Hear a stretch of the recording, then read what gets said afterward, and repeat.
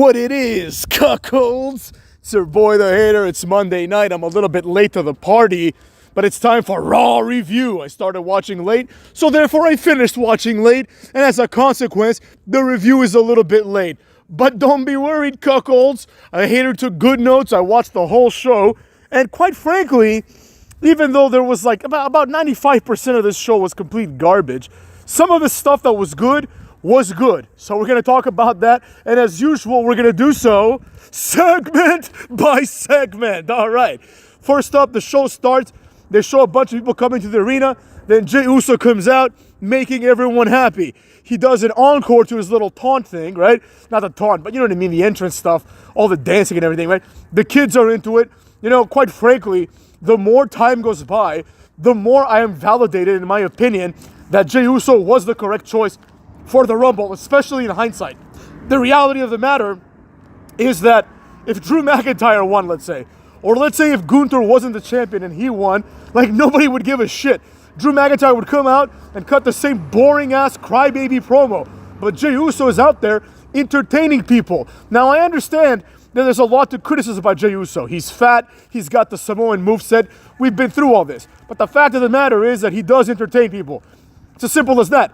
Has Drew McIntyre entertained anybody ever? I don't think so, motherfucks. Maybe when he was part of 3MB.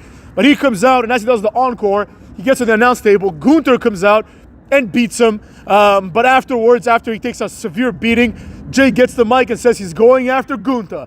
The match has been made. And quite frankly, now I'm a little bit excited about the match. Not too much. I'm not saying I'm losing my mind over it. But the fact of the matter is this. I don't see a fan of wrestling that is a real fan, you know, and I'm not trying to gatekeep, but I'm trying to be real here, you know. That is a real fan that wants Gunther to win.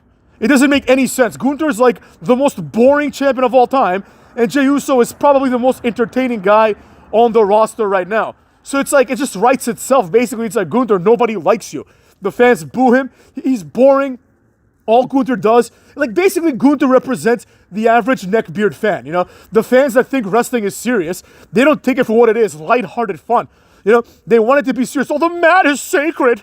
Oh, how could Jey Uso win? He only has 4 moves. Yeah, well, the fans love him. Deal with it, cuck. Deal with it. You can have a lot of moves, like Tozawa's a lot of moves. Nobody gives a shit. You know?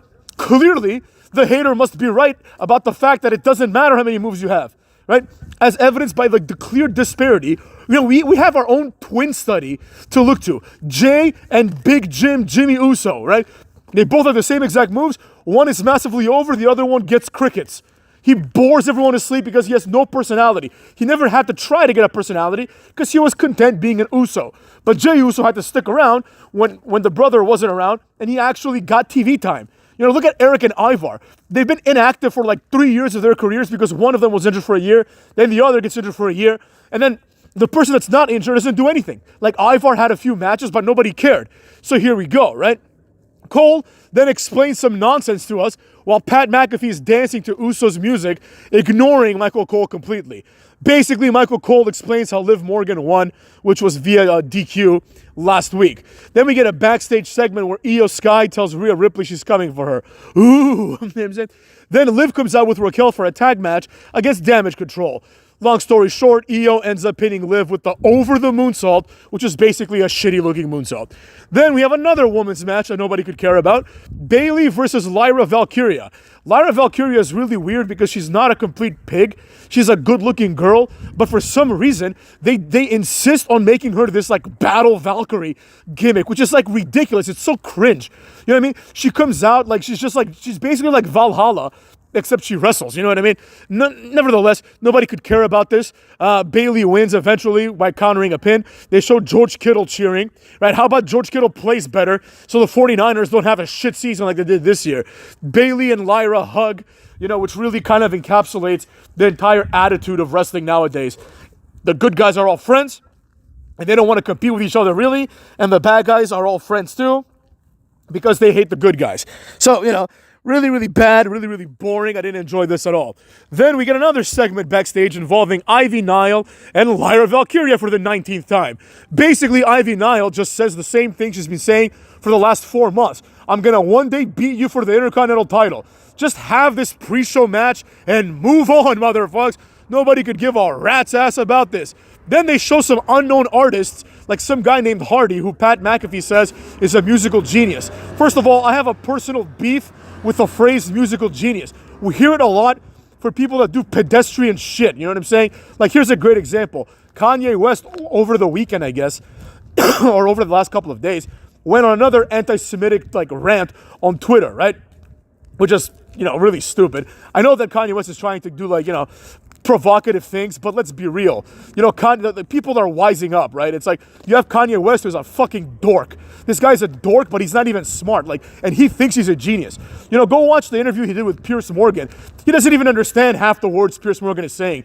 Kanye West is basically what happens when you take a person who's a complete idiot and you tell him he's a genius because he made a few good songs. Right? Absolutely not. He's not a genius. I don't even think Kanye West is smart. You know what I'm saying? But anyways, it's not here nor there. Same thing with this Hardy guy. I don't know him, but, as far as I'm concerned, you can't really be a musical genius. It's kind of like saying you're a genius at hopscotch. You're just a skill that people do, or a genius at drawing. No, absolutely not. Anyways, it's neither here nor there. They show this nobody cares. AJ Styles comes out to a much-deserved pop. AJ is obviously awesome. Dominic comes out. Great choice, in my opinion, to have Dominic come out and have like a meaningless feud with AJ Styles, because nobody here can lose, right? Everyone's going to benefit. AJ Styles can reestablish himself as the workhorse that he is, and Dominic Mysterio can take one more L that does nothing for him. Dominic Mysterio pretty much has to wait until the Judgment Day completely falls apart, where he can branch out on his own and then continue to be over, because he is massively over. He gets a lot of boos, but that is a form of being over, right? It's as simple as that. He has heat, as we call it in wrestling. Anyways, basically, Cole and Pat won't shut the fuck up. Like, Dominic Mysterio's coming out, and Michael Cole's making jokes. Pat McAfee's talking the whole time. It's like, shut your mouths. You're not like the attraction of this show. The wrestlers are. Let Dominic Mysterio come out. Let the fans enjoy the entrance, the fans that care about these things. I don't want to hear Pat McAfee's opinion on everything, man. This motherfucker won't stop talking. He's like the hater. Michael Cole ain't much better either, with his shitty-ass jokes. We've been hearing these jokes for like 25 years. Like, shut your mouth. If you want someone that's funny, just bring back Jerry Lawler. But anyways, that's neither here nor there. We continue. Basically, what happens is Dominic Mysterio and Carlito try to beat up AJ Styles. AJ Styles puts the beating on Carlito, hits the phenomenal forearm, and quite frankly, the real workhorse is back, AJ Styles, right? Then, immediately after this, they show what happened 45 minutes ago with Gunther and Jay. We literally just saw this. You don't have to show us something that happened 30 minutes ago. Why are you showing this to us again? You're going to show it to us on Friday and probably next Monday. And it's going to be part of the package where Jey Uso decides to go after Gunther. But whatever, we see it. Then Seth Rollins comes out, but not to the ring. They have this new thing now where they do promos, like, by the crowd. It's really, really weird. I don't understand why. It's like, just put him in the ring. Probably to save time, but it's like, how much time do you need for a Slim Jim commercial at the end of the day? But anyway, Seth Rollins comes out, and he's being interviewed by somebody. I don't know her name. And basically, she says, Seth, what's going on, more or less, right? And Seth's like, I'm going to win the chamber. It's pretty much everyone does the same thing. They come out, they say they're going to win the chamber. Then Finn Balor comes out and says, I'm going to win the chamber, and absolutely nobody believes this. One of the worst things about the qualifying matches, more on this a little bit later, but one of the worst things about the qualifying matches is, number one, they're not good matches, and number two, generally speaking, it's very obvious who's going to win. Like 99% of the time in history, it's been like that. Not always, because there were times back in the day when it would be like, I don't know, like RVD versus Kane, right? It's like any one of them could win to qualify for the chamber. That would be reasonable. It'd be like Booker T versus Batista, right? It's like any one of them could win. But now it's people like Finn Balor, who hasn't won a match in 4 years, and Seth Rollins, who is obviously like a big deal, even though he's lost the last few matches. Nevertheless, that's all that happens. They pretty much just say, we're going to wrestle each other next week. Great. Why the fuck do I want to see any of this? Complete waste of time. Then, after this, we have a backstage segment. AJ Styles asks for a match with Dom and gets it. Then Braun Breaker, who has unbelievable presence, comes out wearing a cowboy hat and just stares AJ Styles down. And that's pretty much it. Then we go back to the crowd. They show Golden Tate, who they present as a legend. He's not a legend. Then they show some other D-list nobodies that nobody could possibly know. And before you know it, we're back to the ring and the Creed brothers are already in there. Ivar and Eric come out, the war jobbers, and basically it's a pretty decent match, you know what I mean? All four of these guys are actually really good at what they do. Now, I don't like the War Raiders in the sense that they just look sloppy. They were like much better. Like they both need to drop like 15, 20 pounds. Like they're always going to be big guys. No one's saying they need to look like Randy Orton, but it's like they need to drop some pounds because they just look sloppy. You know what I mean? And the hater needs to drop some pounds too. The wedding's coming up, cuckolds. But anyways, the match goes on. Ivar, obviously, is the superior of the War Raiders. And both Creed brothers are just amazing athletes, you know. Ivar does some really cool moves. Eventually, Ivar does a Tiger Bomb, and Michael Cole calls it a Power Slam. He's just really impressive. Ivar does like the X-Pac, roundhouse kick. He does like a version of the Bronco Buster. He does X-Pac moves, but he's like 350 pounds, you know what I mean? And all those moves just make a lot more sense with Ivar doing them. I was watching some old clips of Raw last night randomly, right? Like I watched the clip of Kane unmasking and RVD like beats up Evolution a little bit, and like every kick RVD does just looks fake as shit, you know what I mean? Like RVD, like a lot of people like RVD. I like RVD too, but let's be real, like RVD was just not believable. He was believable in terms of like his athleticism and his physique, but it's like the kicks just looked fake. He has like the worst kicks in the history of wrestling aside from CM Punk. Like his kicks just always look shitty. But Ivar, when he does like a spin kick, it's like a 350 pounder is doing a spin kick, not RVD, who basically always misses it. And oftentimes RVD hits the spin kick, then he falls on his ass too. You know what I mean? It's like, it's really kind of weird how overrated RVD is, but that's neither here nor there. Basically, the match keeps going, and the Creed brothers DQ themselves by attacking the War Raiders with the titles, right? I mean, it is what it is. Sometimes these things have to happen, Sometimes, like, the team that's challenging needs to take, like, the DQ loss to make the next match more interesting, This is a good feud. There were times in the match when I thought that the Creed brothers had a small chance of winning. I didn't think they would, but I think they should have. I think they're better as a tag team than the War Raiders in terms of like the fact that they're fresh, they're much more athletic, and I think they can have banger feuds and banger matches with basically everybody. Then after this, we go backstage again. Judgment Day is in the back, and Finn comes in to give Jobber advice. Like he's like, listen to Finn, and it's like, why would anyone listen to Finn? Finn's like a colossal failure at his job. Liv Morgan is like 100 times more successful than Finn. I mean, Dominic Mysterio is more successful than Finn. Carlito is arguably more successful than Finn. Carlito wasn't a world champion ever, but realistically, neither was Finn. He was champion for like a day and nobody gave a flying fuck. But basically, the same shit happens. Finn Balor thinks he's the leader, but nobody gives a shit, nor do they respect him. Afterwards, we get a backstage segment as Damage Control is leaving. Rhea Ripley tells Io Sky they'll have a match in 3 weeks. What the fuck? First of all, it's extremely stupid because I don't give a flying fuck what's going to happen in 3 weeks. In 3 weeks, everyone could be dead for all we know, right? But the fact of the matter is, they're promoting a match in 3 weeks from now after the Chamber. And it's just like a throwaway match. It'll probably be like the main event of Raw. But basically, it's a big deal only because Rhea Ripley's finally wrestling again. This broad has wrestled like 3 matches on Raw in the last like year and a half. Anyways, that's what that was. What can we do about it? In addition, this segment was stupid because it's like, why would anyone want to win the qualifier match, then go brutalize their bodies at the Elimination Chamber when all they have to do is just lose like Io Sky did and just get a title shot, It really cheapens the entire process. But whatever. I get it. The winner of the Chamber match goes on to WrestleMania, but who cares? Io Sky can beat Rhea Ripley, and then she would go on to WrestleMania. So there you have it. Nobody gives a flying rat's ass about that. Then CM Douche comes out and cuts a boring promo. I listened to about 30 seconds of it. I was bored. I had to skip it. I'm sorry. I don't know if he said anything important, but I'm pretty sure he just said he's going to win the Chamber and go on to Mania and win the main event. That's probably what he said. I don't care enough to listen to his promo. CM Punk is overrated as fuck. He is garbage. He's not entertaining, and quite frankly, he's not a good wrestler. What do you think of them apples? Then Logan Paul comes out, and basically, I think he's there to set up the match that I predicted would happen at Mania between him and Punk, which I'm increasingly believing is the correct choice, and I increasingly believe that Logan Paul should win that match. It's very simple. I'll get to that more when we talk about the main event of the night, which was fucking excellent. But anyways, Logan Paul comes out and he basically says CM Punk talked all this shit to Kevin Owens and said like, oh, at least I didn't lose to Logan Paul. And then like 1 or 2 days later, Logan Paul threw his monkey ass out of the ring. And he's like, I'm going to beat your ass at Chamber too. Logan Paul is underrated on the mic. This is something that is obvious because as far as I know, I never watched his YouTube channel. He has a podcast. I've seen a clip or two here and there.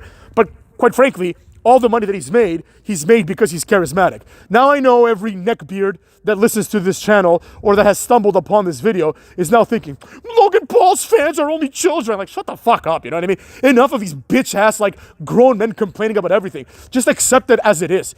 It's the same thing. You see this a lot with people that get success, Like, nobody, you see, like, for example, like Mark Cuban, who I like, he's like, oh, Donald Trump is a dork. Like, shut the fuck up. Like, we know he's not a dork, you know what I mean? We know that someone like Donald Trump bullied someone like Mark Cuban in high school and probably stole the girl that Mark Cuban liked. That's probably what happened, you know what I mean? So it's just these dorks now like putting in on their opinions about what is and isn't cool. Like, irrespective of how Logan Paul made his millions of dollars, right? Oh, he only appeals to children. Yeah, you fucking retards watch anime half the time. You know what I mean? What do you think that appeals to?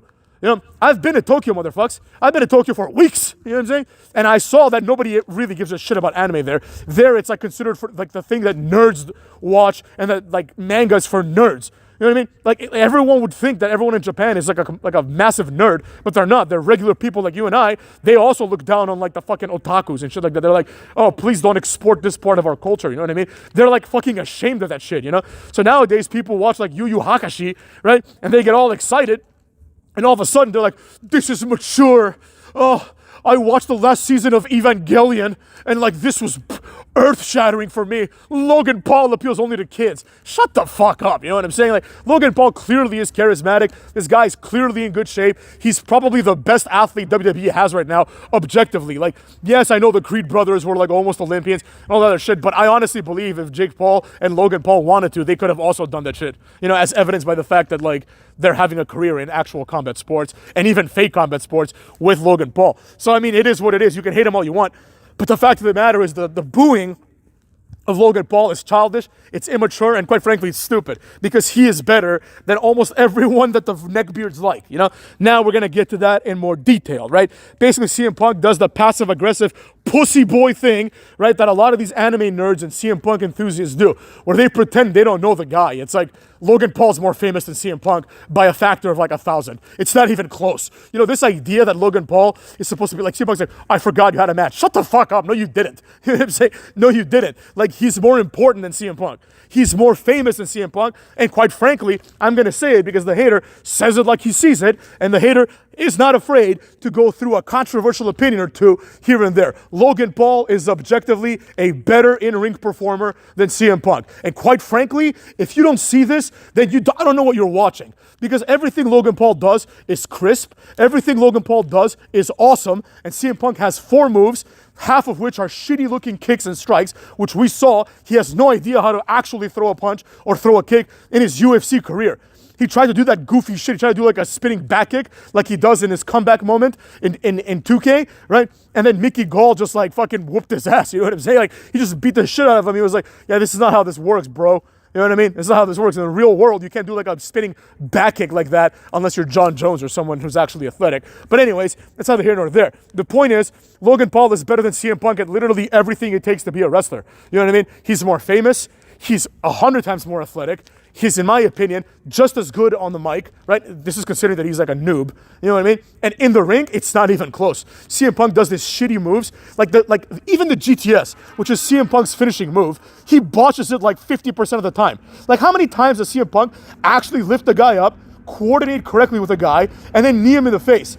He knees him like in the chest, in the stomach, in the ass. You know what I mean? He never does it correctly. And the people are like, CM Punk's great in the ring. No, he isn't. CM Punk is mid in the ring. Now, I understand CM Punk's in his 40s, but he was always like this. There's nothing really that has changed. Anyways, after this, we get the Elimination Chamber qualifying match between Rey Mysterio and Logan Paul. This match was excellent. I actually enjoyed it very, very thoroughly, and I watched the majority of it, you know. I went to take a piss at some point, but anyways, like, I really, really enjoyed this match. It was a really good match. Now, here's why. Number one, we have Rey Mysterio, who, despite the fact that he's nearly 50, is still, like, top 3 wrestlers on Raw, and probably, honestly, top 3 wrestlers of all time and in the world, realistically, in the ring, right? Like, people don't give credit to the guys like Rey Mysterio who consistently perform up until they're 50, let's say, at the same rate as they always have. Like people like Sting, people like Ray, people like fucking Jericho, you know what I mean?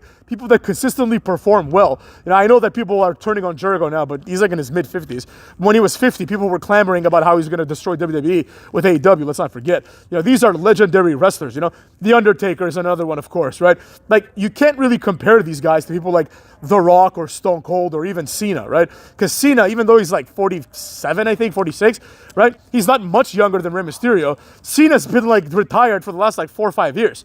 You know what I mean? Rey Mysterio has been out there before Cena, during Cena, and after Cena. So Rey Mysterio is just one of the GOATs. Easily the greatest luchador of all time. Better than Guerrero. better than Sin Cara, obviously. And despite what Michael Cole tells you, Pentagon is not the second best luchador. Anyone who thinks that is just objectively retarded at this point. But Rey Mysterio is just unbelievable. Logan Paul, likewise, is unbelievable. You can go and watch this match. Maybe I'll watch it again. And I'll count the number of moves that Rey Mysterio did. And then I'll count the number of moves that Logan Paul did. And even if you look at just the moves that Logan Paul did, in this match, Logan Paul did more moves than Nakamura, Finn Balor, Sami Zayn, and Kevin Owens have done in their entire careers combined. Okay, maybe not all four of them, but definitely more than Nakamura and Finn Balor combined, and more than all the Samoans combined ever, including The Rock. Like, that's how many moves Jake Paul did in this match. Now, the moves weren't boring moves either. You know, he's doing like the buckshot lariat. He missed it, but he went for it, you know what I mean? He's doing a bunch of cool shit. Rey Mysterio, same thing. Not only is Rey Mysterio doing all of the things he used to do, now he does a lion salt. I know he's done it in the past, but that's not like a stereotypical Rey Mysterio move, right? But he does a lion salt better than Jericho, right? Then Logan Paul does the lion salt. Not as good as Jericho, not as good as Mysterio, but much more athletic than both, and quite frankly, comparable to both, right? He kind of lands on his feet. He's still a little green. There's a lot about it, right? But he does a lion salt. Like, he's a guy, like, and nobody gives him any credit for any of these things. Meanwhile, Jacob Fatu comes out there, acts like a retard, and people are like, wow, this guy's amazing. And this is all predicated upon some weird bias that people have, that all of a sudden we're supposed to believe that Samoans and Pacific Islanders are these tough guys. Like, I'm pretty sure Samoa was conquered by England in like a few years. You know, they just showed up there. They're like, shut the fuck up. The Samoans did the haka, and the British people were like, that's weird. And then they said, shut the fuck up, get in line. That's what happened. You know, I want to hear this. Oh, Samoans are like tough, you know? Like, in my opinion, I think anybody who's intelligent, like Jacob Fatu, like, if he got into a fight with Logan Paul would beat the shit out of this guy in like 15 seconds. Not only because he's more athletic, right? He's probably stronger than him too, but he's like obviously a better fighter. He's an actual fighter. He actually does fighting, you know what I mean? But like, you know, but it is what it is, you know? Like Jacob Fatu is a tough guy from the streets who went to prison for like some bullshit, right? And, you know, and Logan Paul is just like a middle class, like white kid from like Utah or where the fuck he's from. So of course, obviously, like the balding fat retard is going to be the tough guy, right? This is kind of like short-sighted thinking that wrestling fans have, where it's like they live in fantasy land and then they get surprised when people like CM Punk go to the UFC and get their ass beat by everybody. You know, they're like, oh, CM Punk trained with Randy Couture. He's tough because he's done wrestling. Oh, he has great cardio because he does a fake sport. The amount of cardio that you need to do wrestling, clearly, as seen by CM Punk, is nowhere near the amount of cardio that it takes to do real combat sports. As the hater has done combat sports for a long time, right? There is nothing more cardiovascularly intensive than doing like one round of boxing. Or I would imagine UFC as well, right? Or you know, MMA. Right? There's nothing like it. The hater would run miles at a time in the morning, miles at night, and nothing. I would jump rope for like 30 minutes, right? Nothing compares to being in the ring for even 1 minute, right? You are emptied, motherfucks. So like, there you have it. You know, it's wrestling. Like, pro wrestling is bullshit. It's obviously a fake sport, but even in the fake sport, athleticism matters. So you can do cool moves like Rey Mysterio did and Logan Paul did. Now, a few noteworthy moments in this match. Number one, I want to reiterate one more time that these two guys, in my opinion, you might throw in like Braun Breaker. I think he's like a really good wrestler objectively. You know, you got like Chad Gable and people like that are just like really athletic, like Matt Riddle when he was around, AJ Styles, right, that are like legitimately good wrestlers, even Seth Rollins, you know.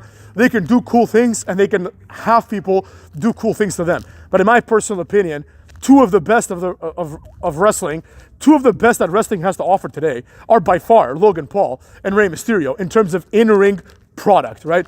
Like I said, look at all the moves Rey Mysterio did. Rey Mysterio at some point in this match did a power bomb on Logan Paul, right?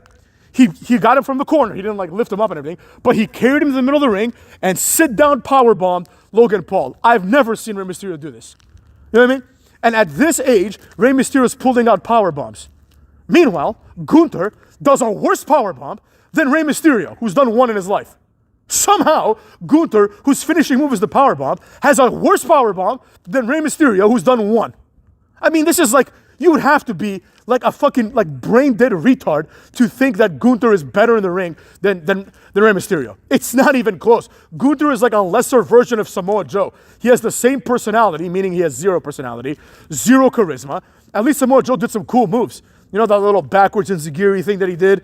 You know, like the muscle buster is pretty cool compared to like, you know, Gunther's like, you know, power bomb and, you know, sleeper and then the splash and then the chops. You know what I mean? It's not even close. But anyways, the match ends in a really cool way. I didn't particularly like all of the ending because Rey Mysterio hits 619 and then he goes up to do like basically a top rope splash, but like a falling splash, right? And then Logan Paul just lifts his knees, no selling the 619. I don't like that. To me, the real finisher of Rey Mysterio is not the dropping the dime, it's not the frog splash, it's not the springboard anything. It's the 619. That's the real finisher. So in my opinion, when Rey Mysterio hits a 619, you know, almost never should anyone be able to get their knees up, right? The finisher is the 619, and then the follow-up move is just there to close the deal because he's in a position where like it would be awkward for Rey Mysterio to hit the 619 and then go through the ropes and then pin the guy. That would be weird, right? That was just like, why would he do that when he can do springboard moves, right? So the follow-up move is whatever. The 619 is the real finisher. Now, I understand once in a while, finishers get countered, right? And people no-sell finishers. But for Rey Mysterio, it happens a lot, and I get it.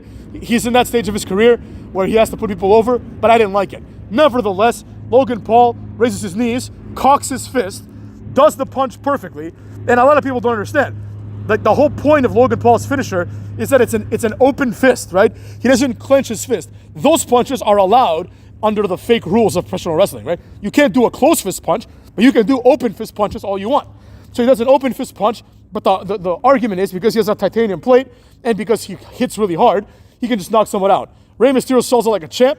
Then Logan Paul picks him up and does one of the coolest moves of all time, which apparently is called the pulverizer, like P-A-U-L, verizer, you know what I'm saying? So the pulverizer, which is, I don't even know how to explain it. It's kind of like the Omega driver, except instead of a pile driver, he ends it with like an F5-ish looking DDT. It was incredible. I don't know if he can do this to like other people. Like, for example, he probably can't do it to like Obafemi, you know what I mean? Obviously not. Like, maybe he can do it to like an athletic Obafemi, like someone that can help him do it. He can definitely do it to like a Seth Rollins, to a Finn Balor, you know, to that level of wrestling, he can definitely do it. But it was an incredible move, and Logan Paul pins Rey Mysterio clean, exactly how everyone would have thought. Now, this was like bittersweet because obviously I wanted Rey Mysterio to win. I knew he wasn't going to, so it was, you know, it was predictable. But the match, sometimes, even if the match is predictable, if the match is too good, if the match becomes excellent, right, then the match is still great, even if it's predictable. A great example of this, of course, would be Shawn Michaels versus Undertaker the first time, right? Where it's like, you know Shawn Michaels isn't winning this. Like, you know Shawn Michaels isn't the guy that's going to end the streak. But the match is one of the best matches I've ever seen in my life. I thought that Kurt Angle beating HBK was also predictable, or Kurt Angle beating Benoit, but those are some of my favorite matches of all time, right?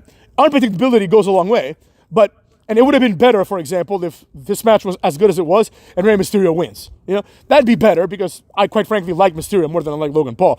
But nevertheless, some people need to step up and understand that Logan Paul is a special talent and people need to put some respect on his name because there's nothing more this guy can do, right, that he hasn't already done. Realistically, if we're being honest, like if nobody in the globe, nobody that ever watched wrestling would ever think in their wildest dreams that Logan Paul, right, who debuted as like the Miz's lackey / protege, and he was training with AJ Styles in kayfabe, right? Probably in real life too. Nobody thought that this guy, who was basically Miz's tag team celebrity partner at WrestleMania, you know, nobody thought that this guy would then become a legitimate wrestler. And that's what he is now. Now, I understand he's a part-timer because he's too big for the WWE, right? But then again, Gunther's a part-timer. So there you have it. You know what I mean? Well, what does that change? The point is, if Logan Paul wrestles consistently, meaning like every 3 weeks, that's what consistently means nowadays. If he wrestles as often as Braun Breaker, then Logan Paul is definitely the future of this company if he wants to be, right? It's not even close. Like Logan Paul is athletically one of the greatest athletes to ever step foot in the WWE. I don't want to hear Shelton Benjamin, John Morrison. Yeah, they're both great athletes. But let's be realistic. Logan Paul is like a functional athlete. For me, like you can just tell. You can tell at how quickly people adapt to like wrestling, which is a performance, right? Kurt Angle is probably the best example of this because he's just so athletic, basically, that he doesn't need to try hard to be good at wrestling. He's just so athletic that he can just do it, right? Another example would, of course, be Logan Paul, like I just said. There's a few other ones, like Matt Riddle, right? All of a sudden, he leaves the UFC. He goes into pro wrestling, and within like a couple of months, he's already like an indie star, right? And it's not because he had a UFC career, because nobody knew who the fuck he was, right? Like, me and 5 other people knew who he was. But he was just good at wrestling because he's so athletic, right? There's a few other ones, you know what I mean? Sean Benjamin is definitely one of them, you know what I mean? All of these guys like Charlie Haas, all the people that come out of college and become wrestlers, like, and are good, you know, they all fall into the category. But in my opinion, it's more impressive for Logan Paul to do it because his athleticism is just raw. He's just athletic. Like, it's not like he did sports, right, and then became athletic. I'm sure he wrestled in high school and shit like that, right? But he's not like this, you know, guy who's like dedicated his life to athletics. He's a guy who dedicated his life to YouTube and entertainment. And despite this, he can do crazy athletic things. So Logan Paul, in my opinion, merits his own video. I think now any fan that is like a realistic fan who is honest about their opinions, they know that like Logan Paul becoming the WWE champion is not anymore like something that shouldn't happen, right? It's something that I think we all accept is going to happen. And I think that even though people may not like it because he's not a WWE product, right? He's effectively a celebrity that's going to become a WWE champion. It doesn't change the fact. And the fact is that this guy can go, right? And that's what I care about. You know, I care about, can you entertain me, right? And you know, even though, you know, Jey Uso is not my cup of tea, right? Like, I can recognize why that's cool, right? He's not ironically, that's the wrong use of irony, but he is coincidentally just as good as Rikishi is, right? In the sense that Rikishi was not a good wrestler. You know, Rikishi was not a believable tough guy. I know they told us that he was, but with an ass like that, I mean, that guy can never win a fight in his life. The man is 50% ass. You know what I mean? Like 50% of his body is his ass, right? He's got like little T-Rex arms, right? It's not believable at all that he could beat up anybody, you know? But that wasn't the point. Rikishi was someone that could do cool things, and he was entertaining, right? He would come out and dance, making an ass out of himself, but the people liked it, similar to his son. He comes out, doesn't make an ass out of himself, but I mean, it is a little racially humiliating because, you know what I mean? Like Jey Uso pretty much has forsaken his own tradition and just adopted the, you know, the traditions of Trenton, New Jersey, where, you know, the hater used to roll in Trenton, New Jersey. You know, there's a lot of people that talk like Jey Uso, they just don't look like him, you know what I mean? It's mostly black guys, a few white guys too, you know? But, and maybe there's disappointment in there as well, you know, who are we to say? But at the end of the day, like Rikishi, just like Jey Uso, right? I mean, in my opinion, Rikishi did it better. Rikishi would do like cool shit, like things that would make the crowd pop, right? Like, for example, the stink face, right? The stink face was like a move where everyone would like lose their minds. Jey Uso needs that move. He needs a few new moves. But until that time comes, and that's whatever, you know, Jey Uso and Logan Paul are the people in this company that are entertaining. One of them, Logan Paul, inside the ring and decently on the mic, and the other one, Jey Uso, gets the crowd going, you know? Now, you compare those two to Gunther and Drew McIntyre, and sure, Gunther and Drew McIntyre can go have a match at WrestleMania where the first 8 minutes are them headbutting each other. Oh, Glasgow kiss. Oh, he counters it with a Vienna kiss. You know what I mean? Like a bunch of like weird-ass headbutt matches with chops and things like that. And then one of them hits their kick finisher and the match ends. You know? And everybody falls asleep, but Dave Meltzer says it's 9 stars. And the neckbeards cream their pants, right? Just like I'm sure they did when Gunther came out to attack Jey Uso tonight. But nevertheless, you know, the facts are what the facts are, right? The fans respond to what they respond to. Logan Paul has massive heat, and this is going to convert to good things in the future. And in my opinion, merchandise sales down the line.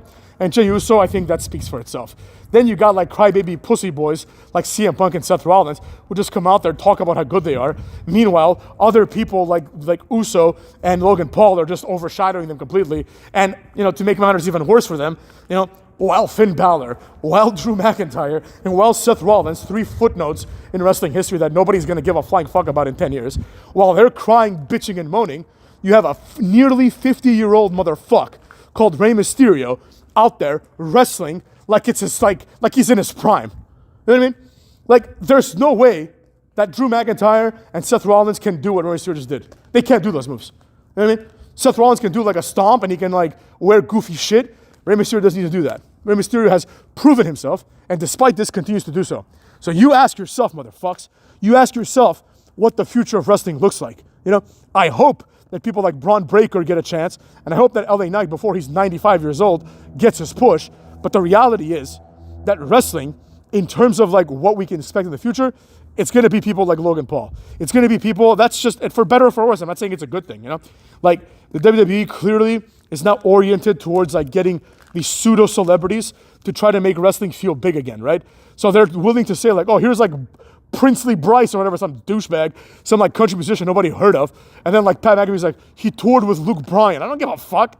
You know, Luke Bryan isn't even famous anymore. And this guy opened for him. Oh, there he is. You know, like even Pat McAfee himself, right? It's just like some guy who's like marginally famous. Nobody actually knew who the fuck he was until he signed with WWE and started his podcast. Nobody gave a flying fuck. Nobody knew like who he's he's a punter or a long snapper or some shit. I don't even know. I'm not even sure what his position was. I know he played on special teams. But the point is, nobody knew who the fuck this guy was during his career. You know? But he was able to leverage his career and become famous by having other, more successful NFL players like AJ Hawk and things like that in his program. And as a result, they got they got big, and now he can leverage that into other things. Just like Logan Paul got himself big, and Jey Uso, who in a different, situation, got himself big too. That's what wrestling is in the future, right? Thank God. You know what I'm saying? Thank God, because that's what it was when it was at its best. Nobody gave a shit about Stone Cold and The Rock having three matches, they wrestle all the time, or having 5 moves. They wrestled every week. But anyways, nobody gave a shit about them having 5 moves because nobody gave a shit about their moves or their matches. They were just these 2 awesome guys that got themselves over. Now, people are surrounded by a bunch of jobbers like Gunther and Drew McIntyre who can't get themselves over if their lives depended on it. And they're like, well, they couldn't get themselves over. Why didn't they win the Rumble? Gee, the answer is in the question. They couldn't get themselves over. It's really as simple as that. Cuckolds. You know what I mean? There's nothing more and nothing less to say about this. That's just how it is, cucks. You have to be able to get yourself over. And if you can't get yourself over, then I have no reason to like you because you're boring. You know what I mean? Simple as that. There are exceptions, of course, but generally speaking, these are the rules. And, the argument of Jey Uso's over doesn't mean he should win the Royal Rumble is actually retarded in hindsight. Like, it's not my argument. Like, I don't think he should win because he's over, because I still think Cena's more over than him. Like, The Undertaker's more over. You can bring him back and he'd win the Rumble, right? If the only thing that mattered was how over you are. But being over is obviously an indicator of a lot of good things for one's career in wrestling, right? If you're over, you're going to make more money. If you're over, you're going to get more opportunities. And it's time that we start doing that. And quite frankly, motherfucks, all the neckbeards and the incels, isn't this what you've been clamoring for forever? Oh, CM Punk is over, push him. Oh, Daniel Bryan is over, push him. And people like me have come by and said, wait a second, push CM Punk, push Daniel Bryan, these 2 jobbers, right? And then the pushes happened, right? The pushes happened. But now that they happen with Jey Uso, and especially the timing of it, they happen with Jey Uso at a time when nothing else is going on. There is no other alternative. Yes, you might give it to LA Knight, but that's the only alternative. When the question is it Jey Uso or is it Drew McIntyre? The answer needs to be Jey Uso. The reason why the rest of us smart fans said, no, we don't want to see CM Punk and Daniel Bryan get pushes is because we had people in the company that we liked more, that were objectively better, right? And we compared these people to those people, right? Matt Hardy was massively over. Why didn't he get the Hardy Mania, right? But Kofi Kingston does. You know what I mean? That's what I'm talking about. Christian Cage, my favorite wrestler of all time, was massively over.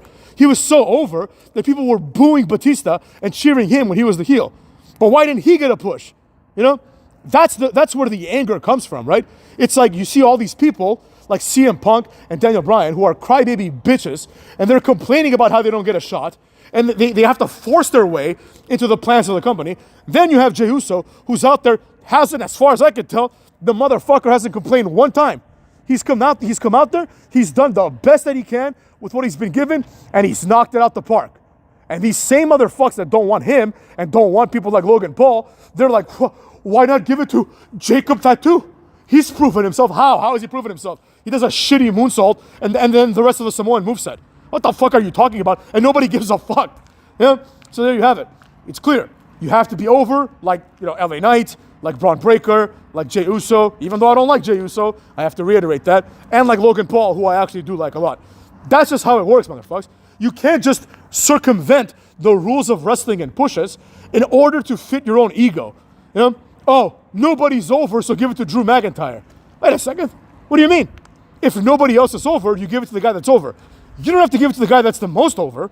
That would be ridiculous. Because tomorrow, Fandango might be the most over. And I can give it to him, right? But you got to give it to someone that is over. Especially if like that someone is going to wrestle Rey Mysterio and then go to Elimination Chamber, or they're going to wrestle Gunther in a meaningless match. These are not important things. What needs to happen, though, is the follow-through needs to be on point. And that's the problem that, WWE has. But that's a different problem for a different time and for a different video. This Raw review, which turned into a mega rant as a result of what I saw, is an indicator of better things to come. Not just from me, but hopefully from the E. You know what I mean? It's time. It looks like, I'm going to be cautiously optimistic, but it looks like Triple H has slightly removed his head out of his own ass. You know what I mean? And now he's starting to make some decisions based on the people, not that people that deserve it, because you can't deserve anything in a fake sport, but he understands that there's people that have potential and people that don't. This is exactly what I was saying a couple of videos ago where we're talking about the releases, right? We have to understand that Trick Williams doesn't have the potential that everyone thinks he does, right? Someone needs to tap Triple H on the shoulder and say, this ain't gonna work. You know what I mean? Well, maybe with Trick Williams, he's got a small chance, right? Maybe him, Obafemi, even Tony D'Angelo, they got a small chance. But like Axiom is never going to make it in this company. You know what I mean? Simple as that. Ashanti the Adonis is never going to be anything more than what he is now. Noam Dar is not going anywhere. You know? Noam Dar sucks. You know? So that's the point. But now we have people that can outperform everyone that I just mentioned. Logan Paul is better than all those people, right? In basically every capacity. So the fact of the matter is, you can accept the truth, right? The truth which is right before you. Logan Paul basically invented a new move. That's a fucking amazing move. And then we have to compare him to Trick Williams, whose finishing move is Triple H's running knee, which is like a running strike in WWE SmackDown 1. You know? Trick Williams' finishing move is Trick Williams jumps in the air, and then that's his finishing move. He might knee you in the face, he might knee you in the balls, he might knee you in the chest, he might knee you in the arm. It doesn't matter. Yeah, you don't have to ask any questions. That's his finishing move. If Trick Williams flies out in the air and his knee touches you in any capacity, it's done. You're off for the 3 count. It's like Ilya Dragunov in that Torpedo Moscow. Just Ilya Dragunov just runs into you and then you get pinned. Remember that one match that was Ilya Dragunov versus Trick Williams, and basically the finish of the match is Trick goes for the trick knee and Ilya goes for the Torpedo Moscow, and basically like they just collide in midair, and it's like nobody knows who the fuck hit their move. Right? And then it turns out that Ilya crawls and pins Trick Williams. But if Trick Williams had crawled and pinned Ilya, it would have been the same thing. Because their moves are shit. You need cool moves too, motherfucks. And with that being said, take care of yourselves. Mega rant over.